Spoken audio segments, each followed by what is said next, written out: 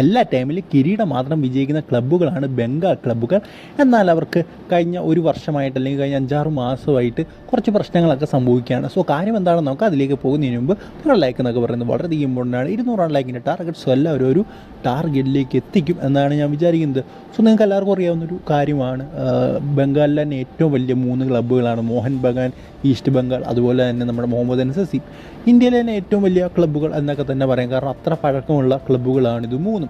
So എന്തായാലും ഈ ഒരു ക്ലബ്ബുകൾ ഇപ്പോൾ 3 പേരും ടോപ്പ് ടയറിൽ തന്നെ കളിക്കുന്നുണ്ട്. ഇവരെല്ലാം ഐ ലീഗ് കളിച്ചുകൊണ്ടിരിക്കുകയായിരുന്നു.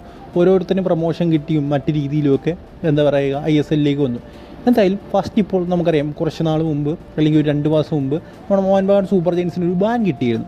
അതെന്തോ സാങ്കേതിക തകരാറ് കാരണം ഫിഫയ്ക്ക് ഇതുവരെ ആ ഒരു ബാന് റിലീസ് ചെയ്യാൻ സാധിച്ചില്ല. അവർക്കെന്തോ കമ്പ്യൂട്ടറൈസ്ഡ് അല്ല ഇപ്പോൾ അവിടുത്തെ പല കാര്യങ്ങളും, ഫിഫയിൽ നിന്ന് ചെയ്യുന്ന പല കാര്യങ്ങളും കമ്പ്യൂട്ടറൈസ്ഡ് അല്ല, മാനുവലായിട്ടാണ് ഇങ്ങനെയുള്ള കാര്യങ്ങളൊക്കെ ചെയ്യുന്നതെന്നാണ് പറഞ്ഞു കേൾക്കുന്നത്. സോ എന്തായാലും ആ ഒരു സാഹചര്യം കൊണ്ട് തന്നെ ആ ഒരു ബാൻ ഇതുവരെ ലിഫ്റ്റ് ആകാൻ സാധിച്ചില്ല. എന്തായാലും ഇപ്പോൾ നമുക്കതുമായിട്ട് ബന്ധപ്പെട്ട അപ്ഡേറ്റ് ലഭിച്ചിരിക്കുന്നത് ഏതാണ്ടൊക്കെ ബാൻ ലിഫ്റ്റാക്കി കഴിഞ്ഞിട്ടുണ്ട്. ഇനി ഫോർമലായിട്ടുള്ള കാര്യങ്ങൾ മാത്രമേ ഉള്ളെന്നാണ് നമുക്കറിയാൻ സാധിക്കുന്ന ഒരു കാര്യം എന്ന് പറയുന്നത്.